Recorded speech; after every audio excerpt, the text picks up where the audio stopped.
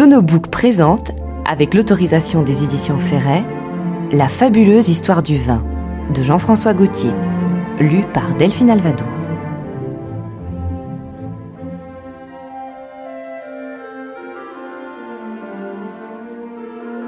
Introduction. De Dionysos à Noé, le vin est à la source mythologique des civilisations. Au fil des âges, cependant, le vin va se désacraliser et son usage se privatiser. D'officiel, boire deviendra officieux, voire clandestin. La jouissance collective fera place au plaisir solitaire, l'extase à l'oubli, l'ivresse à l'ivrognerie.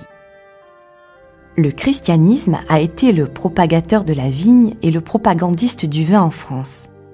En 816, le concile d'Aix-la-Chapelle encourage les viticultures épiscopales et monastiques.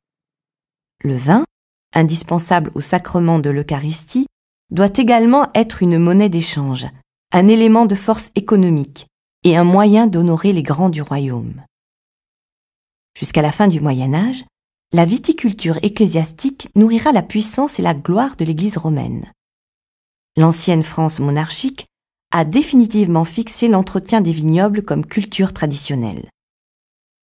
Si on devait faire une sorte de portrait chinois de l'histoire du vin au cours du dernier demi-millénaire, le Bordeaux représenterait le XVe siècle, le vin de Touraine le XVIe siècle, le Champagne le XVIIe, le vin d'Île-de-France, on disait autrefois le vin de France, le XVIIIe siècle, le vin du Midi le XIXe siècle, le Beaujolais le XXe et le début de ce nouveau siècle qui aime tant s'éclairer au néo.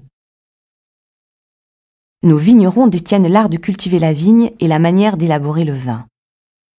Ce vin qui fait la France connaît aujourd'hui son âge d'or, de la Champagne à la Provence, du nord au Midi. D'Égypte et de Grèce, le vin s'est répandu à travers les âges de l'Empire romain à l'Union européenne, puis au-delà de l'océan Atlantique vers le nouveau monde viticole.